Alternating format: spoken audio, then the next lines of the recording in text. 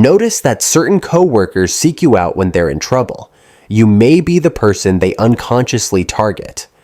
INFJs in toxic workplaces often become involuntary sponges for other people's negativity. It's like you're carrying emotions that were never yours to begin with. Today, we'll build what I call emotional PPE, simple things you use to keep your energy from getting contaminated. By the end of this video, you'll have a practical way to stop absorbing other people's chaos and protect your creative capacity. And to get there, we first need to uncover why you attract these patterns in the first place. Before we start, please hit the like button, comment, and subscribe so you won't miss any of our weekly deep dives into the world of personality types.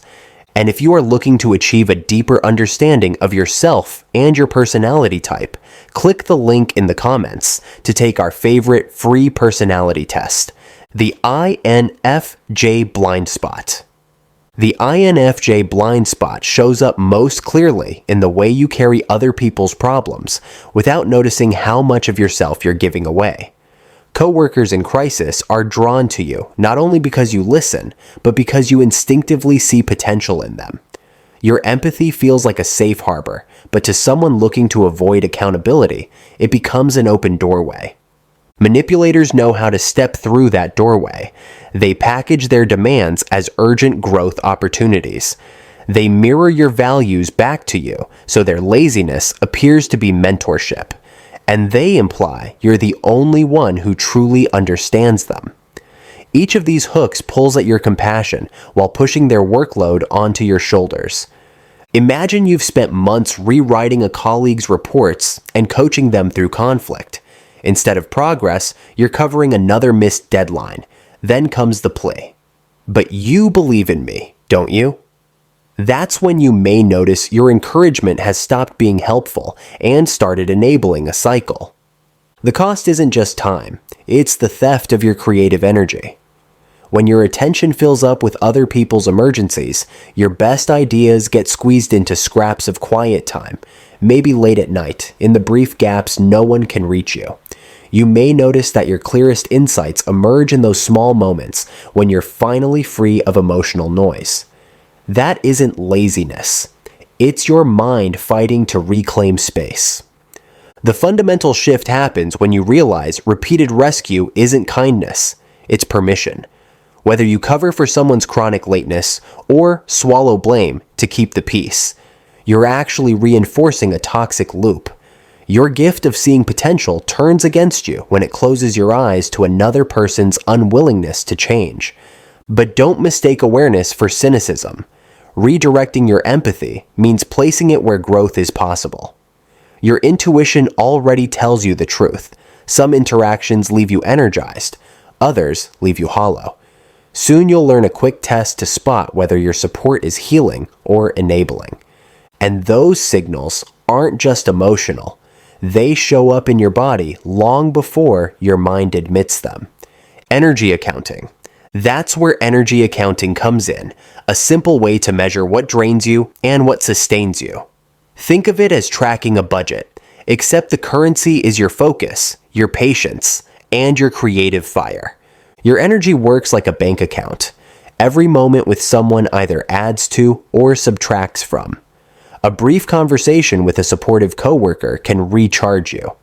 20 minutes with a toxic one can leave you wiped out for hours.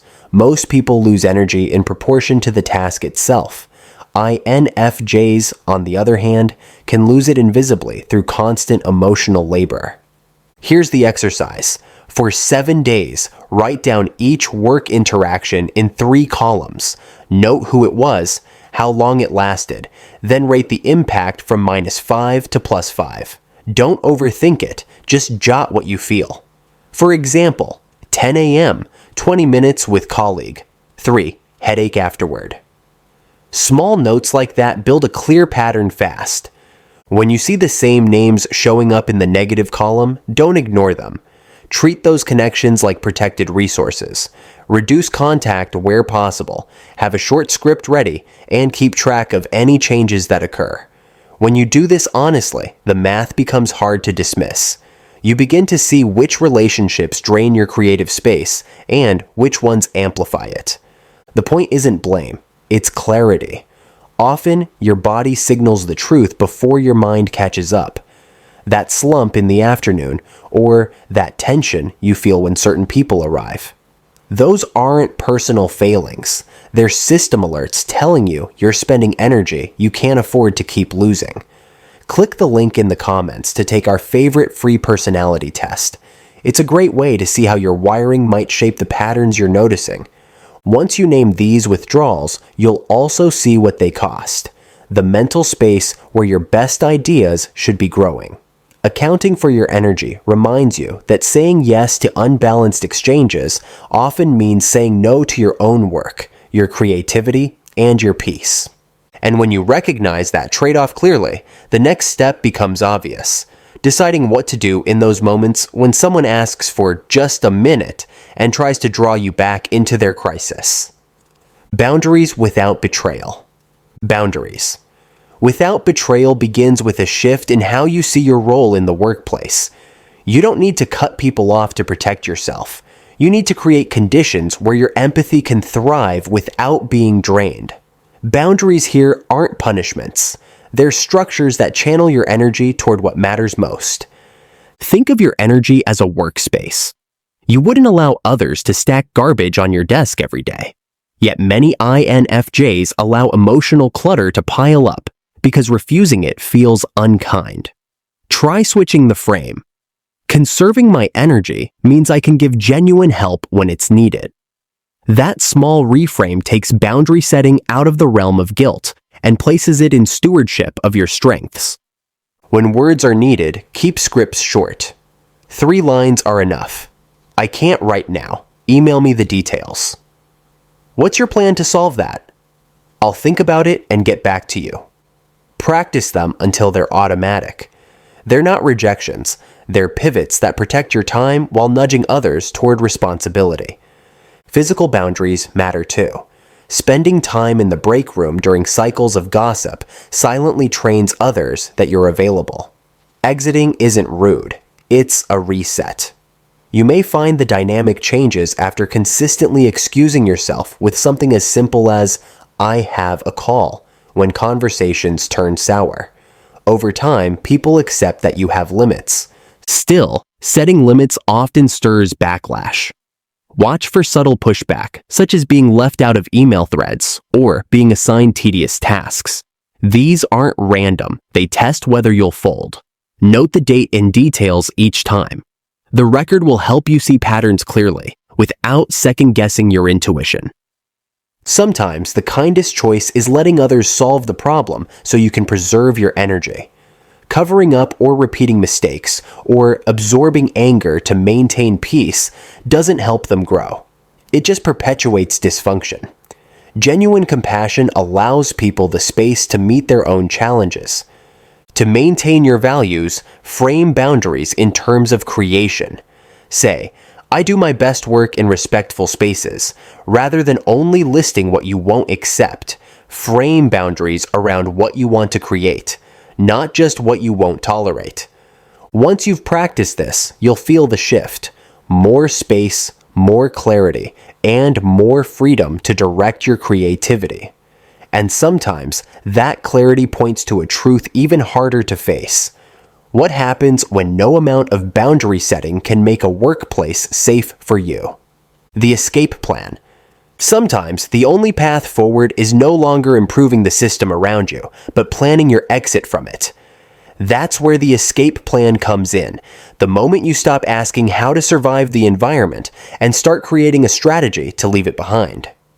Begin with a simple 5-point check. Ask yourself, do problems actually get solved or just shuffled between people? Are boundaries respected or treated as personal insults? Does the leadership model the behavior they demand from others? Is growth truly possible without manipulation?